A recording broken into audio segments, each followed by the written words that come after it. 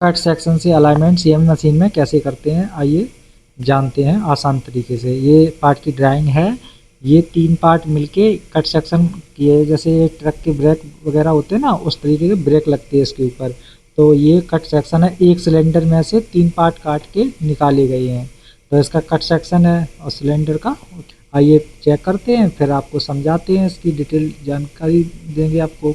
ये देखो अलग अलग सेपरेट प्लेन है डाटा में। ये 3 अलग अलग प्लेन है। इनको अलग अलग प्लेन को मैंने इनको रिकॉल करके एक प्लेन बनाया है इन सब का। ठीक है, एक प्लेन बनाने के बाद फिर उसे ये अलाइनमेंट में प्राइमरी एक्सिस में उसे डाला है। और जो अंदर का रेडियस है उसको, ये जो सिलेंडर बना के उसको सामने वाले स्लॉट से सीधा कर किया है, सिमेट्री बना के 3D लाइन से सीधा किया है। आगे दिखाऊंगा, मैं पूरा सारा कुछ बताऊंगा आपको और जानकारी दूंगा। देखो ये सिलेंडर था, तो सिलेंडर बना हुआ सीएनसी का था, तो उसमें से कट सेक्शन किए हैं। उसके कट सेक्शन से फिर ये अलाइनमेंट किया है, हमने अलग अलग पार्टों का अलाइनमेंट किया है। और इसमें देखने वाली चीज़ क्या रहती है, अगर आपका ज़रा सा भी चेकिंग एरर हुआ ना, तो इसमें एक ब्रेक तेज लगेगा, एक कम लगेगा, तो उसमें दिक्कत आ जाएगी। इसीलिए आपको तीनों पार्ट इक्वली ही चाहिए। और फिटमेंट के लिए जब भी उस पर ऊपर से डायल लगा के इसका कंसनट्रेटी रनआउट सब देखा जाता है। इसीलिए चेकिंग में कोई भी एरर नहीं रहना चाहिए। तो अलाइनमेंट इस तरीके से किया मैंने, तो इसमें एरर नहीं आएगा, ना कोई संभावना है। पूरा सेपरेट सेपरेट मैंने प्लेन लेके सेपरेट अलाइनमेंट किया है, इसका बेस्ट फिट करके आरपीएस में बेस्ट फिट यूज कर दिया है। ठीक है, ये देखो प्लेन ले रही है, और ये प्लेन, ये अलग अलग प्लेन बनी है, सब अलग अलग डाटा में ही अलग अलग बनी है।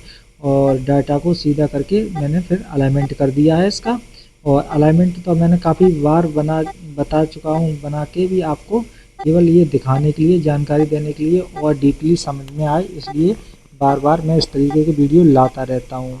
ठीक है, ये और जैसे ये सर्किल है, जब मैं सिलेंडर है तो मैंने स्कैन किया इसको, नीचे से पूरा स्कैन कर लिया, ऊपर से थोड़ा ही स्कैन किया। इस तरीके से स्कैनिंग भी मैंने आपको सिखा रखी है, आपको सारा कुछ बता दिया है। प्लेलिस्ट में अगर कोई वीडियो नहीं मिलता तो आप प्लेलिस्ट में सर्च करके देख लिया करो, मैंने बहुत सारी वीडियो बना रखी है। ये भाई का कमिटमेंट आया था, कहा कि सर जी मुझे बता दो कैसे, एक शुरू से लेके बताओ कैसे आप प्रोग्राम बनाते हो, कैसे करते हो। तो मैंने ठीक है, मैं बता देता हूँ एक पार्ट पे। इस तरीके से किया है, इसका अलाइनमेंट भी दिखा दूंगा। कट सेक्शन आते हैं ना, कट सेक्शन को कैसे अलाइन करें, कट सेक्शन जो एडवर्स असेंबली फिट बैठे, वो कट सेक्शन कैसे करते हैं, इसलिए ये करके मैंने दिखाया है। ये इसका ब्रेक है, ब्रेक असेंबली है। इसको रिजेक्ट हो गया था पिछली बार, तो इसे दोबारा बनाए हमारे यहाँ पार्ट। तो इसमें ये, उसमें रिजेक्ट कैसे हुआ था कि उसमें एक एंगल गड़बड़ आ गया था ना, शुरू वाला 100 डिग्री एंगल मांगा है, वो उसमें फ़र्क आ गया था। तो इस वजह से इसको दोबारा से इसका प्रोग्राम बनाया है। ये देखो मशीन ले रही है, मैंने एंगल से भी लेके पूरी स्कैन किया। कास्टिंग का पार्ट है। तो कास्टिंग में क्या होता है कि आपको ये फिनिश अच्छी है तो इसमें स्कैनिंग डाल रखी है मैंने। और जो लोगों को दिक्कत आती है, ये देखो बीच की इन दोनों से 3D लाइन बना के एक बीच का सेंटर की 3D लाइन निकाल ली है। 3D लाइन से अलाइनमेंट किया है, इनका बीच का एंगल मांगा है। इन सब का एक एक एंगल सही आ जाता था, दूसरा गड़बड़ आ रहा था, दूसरा गड़बड़ आ रहा था, एक सही आ रहा था, डिस्टेंस गड़बड़ आ रही थी। तो मैंने इनको फिक्स कर दिया है, अभी इक्वली इक्वली चेक हो पाएंगे। ठीक है, इस तरीके से किया है इसका। और क्या बोलते हैं अगर कुछ चीज़ समझ में नहीं आती, कमिटमेंट करते हो, परेशान होते रहते हो, तो इससे अच्छा मैंने बता दिया ना, सबको कॉल कर लिया करो, कोई सलाह ले लिया करो। और आधा अधूरा देखोगे फिर समझ में नहीं आएगा। जब भी मैं पार्ट का प्रोग्राम बनाता हूँ तो कम्प्लीटली दिखाता हूँ, रिपोर्ट तक दिखाता हूँ, अलाइनमेंट भी दिखाता हूँ कैसे किया है। और ये अलाइनमेंट करना भी मैंने काफ़ी वीडियो में बता चुका हूँ। मैं एक ही पर्पज़ बताया, मैंने दूसरा तरीका नहीं बताया, क्योंकि कन्फ्यूजन हो जाएगी आपके लिए।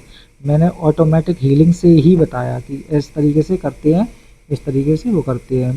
ठीक है, ये देखो मैंने पूरा सारा कुछ करके इसमें इसमें कैड का वो लगा रखा है प्रोसेसन, वो कैसे लेते हैं वो भी मैंने बता रखा है। ठीक है, ये स्कैनिंग, ये सर्कलों की जो स्लॉट है इनको हाफ स्लॉट है, तो इनको स्कैनिंग मोड में डाल रखा है। तो ये इसकी जेड वैल्यू और स्कैनिंग, जेड वैल्यू स्कैनिंग, तो इनकी पूरा सेंटर से इसकी डिस्टेंस भी आ जाती है और इसका रेडियस भी आ जाता है, दोनों चीज़ डाल रखी हैं, ठीक है। इस तरीके से करते हैं। और जो भी कुछ क्वेरी रहती थी वो आप पूछ लिया करो हमसे, हम डायरेक्टली सबका जवाब देते हैं। दिन में भी कॉल उठाता हूँ। और जो लोग ऑनलाइन ऑफलाइन सीखना चाहते हैं, इंटरेस्टिंग है, तो वो हमसे संपर्क कर ले। मैं सबको सिखाता हूँ, बताता हूँ। महीने 2 महीने में सबका कंप्लीट करा के मैं ट्रेंड कर देता हूँ। देखो ये रैक में प्रॉप रखेगी, 2-3 प्रॉप से मैंने इसका प्रोग्राम बनाया है। ये दूसरी प्रॉप उठाएगी। ये प्रॉप रैक बनाने का, प्रॉप का, इनका सबके मैंने ऑलरेडी वीडियो बना रखे हैं। नहीं समझ में आता तो उसमें लिस्ट में से सर्च करके आप देख लो करो, इजी हो जाए। और फिर भी कोई क्वेरी रहती है तो हमसे कॉल करके, कमिटमेंट करके, जैसे भी आपको इजी लगे वैसे हमसे पूछ सकते हैं, ठीक है। ये देखो ये अब बाहर वाला रेडियस है। अब दोबारा प्रॉप रखेगी उसी बड़ी वाली प्रॉप से, उसको 3x75 वाली से इसको लिया है, ठीक है। ये बार बार इसलिए घूम रही है, एंगल लास्ट में कैलिब्रेट करके वहीं छोड़ दिया था, इसलिए 2 बार घूमी है, ठीक है। इस तरीके से करते हैं। ये देखो अब ये मैनुअल पॉइंट ले रहा बाहर का, इसमें रेडियस है और कंसंट्रेटी है बाहर वाली उसी सर्कल से अंदर की।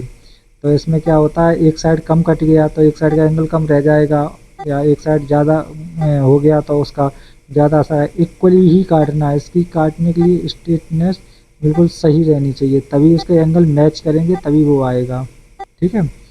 इस तरीके से करते हैं। अब इसमें मैंने पोलर डिस्टेंस डाल रखी है। आप पूछ रहे थे पोलर का कहाँ यूज होता है। पोलर का ये देखो ग्राफिकली रिपोर्ट जनरेट हो रही है, और वो भी दोनों रिपोर्ट मैंने फॉर्मेट लगा रखे हैं, और दोनों रिपोर्टों के वो करते हैं। ये देखो ये टेपिंग चेक कर रहा है, ये एंगल में टेपिंग है। इसको टेपिंग में हमने CPZ+ में ही डाला है। ग्रुप में कंफ्यूज मत होना कि एंगल में होते हैं, इस एंगल में चेक करोगे तो सर जी किस किस क्लियरेंस देना पड़ेगा और ग्रुप कौन सा लेना पड़ेगा। तो इसमें CPZ+ ही डाल दो। जब आपको नहीं समझ में आ रहा तो इसमें CPZ+ ही रहने दो, मशीन अपने आप ही ले लेती है, ठीक है। इस तरीके से जब भी एंगल में, इन एंगलों में हुआ करे तो CPZ+ ही रहने दें, कोई दिक्कत नहीं है, ठीक है। अब देखो मैं इसको पूरा चेक हो जाएगा, फिर आपको इनका अलाइनमेंट भी समझाऊंगा और बताऊंगा किस तरीके से मैंने अलाइनमेंट किया है। ये बीच में जो होल हो रहे हैं ना, M5 की टेपिंग हो रही है, सारे होल वही हैं। ये ले लेगी मशीन, उसके बाद पूरा कंप्लीट चेक हो जाएगा, फिर मैं इसका अलाइनमेंट दिखाऊंगा और आपको बताऊंगा कि एक छोटे छोटे प्लेनों से मिलके एक प्लेन कैसे बनाया। ऊपर का पूरा प्लेन एक बनाया मैंने छोटे छोटे प्लेनों से लेके, ठीक है। ये देखो इसकी रिपोर्ट आ गई बन के PDF में, दोनों तरीके से ग्राफिकली भी बन के आ गई और इसकी 2D वाली भी बन के आ गई, ठीक है। ग्राफिकली अंदर सेप हो जाती है, वो मैं दिखाऊंगा किसी वीडियो में। ये देखो 4-5 प्लेन दिए, 4 प्लेनों से मिलके एक रिकॉल कर दिया, 5 नंबर प्लेन है, उसी को फिर मैंने डाला अलाइनमेंट में। ये देखो ये प्लेन डाला मैंने अलाइनमेंट में, क्योंकि डाटा में ही सेपरेट अलग अलग प्लेन है। उन्होंने एक प्लेन नहीं दिया, इसीलिए ओवलिटी पता चल सके, उन्होंने अलग अलग पॉइंट दिए डाटा में ही। इसका एक प्लेन बनाया है ऊपर से, ठीक है। इसी को मैंने ये देखो रिकॉल किया, ये चारों प्लेन डले हैं, रिकॉल कर दिया इस तरीके से, ठीक है। ये आप बताते हैं अलाइनमेंट आपको। अलाइनमेंट पे गए और ओके किया। ये देखो ऊपर वाला प्लेन डला है, 5 नंबर प्लेन ऊपर और जेड में भी नीचे है, ठीक है। और ये देखो डला है, और ये ओरिजिन में सिलेंडर बन है, मतलब अंदर का। ये देखो रेड रेड हो गया, ये अंदर का ही है। ओरिजिन में XY ओरिजिन में इसे डाला है। इसमें एक चीज़ देखने वाली रहती है कि एरिया कम मिल रहा है आपको, पर एरिया हम पूरे सिलेंडर पर चेक कर चुके हैं, एरिया 30% ही मिल रहा है, और रेडियस के लिए कम से कम 50% तो चाहिए चाहिए होता है। ये चीज़ तो आपको अंडरस्टूड है ही है ना।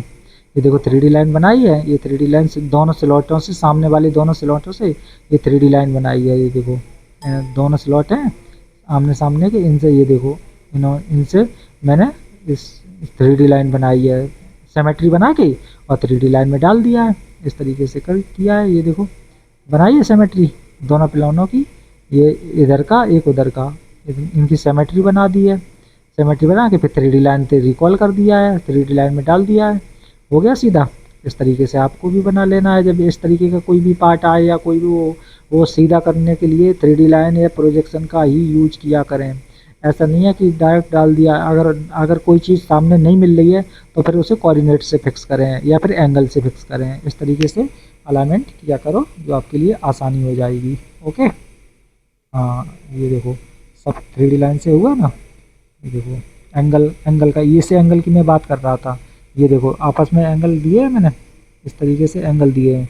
ये दो एक एंगल कम आ रहा है क्योंकि ज़्यादा कट गया, ब्लेड का असर हो जाता है ना, ब्लेड कट जाता है फिर वो उतना दब जाएगा। हमें पूरे ये तीनों असेंबली होने के बाद इन सब पे फिर रन आउट चेक करना है, क्योंकि रन आउट तो अगर ऊपर नीचे हुआ थोड़ा बहुत तो गड़बड़ है फिर, इसलिए ये ब्रेक का है, क्रिटिकल पार्ट है। इसीलिए मैंने आपके सामने पूरा ही चेक करके दिखाया, पूरा सारा कुछ अलाइनमेंट भी दिखाया किस तरीके से अलाइनमेंट किया है।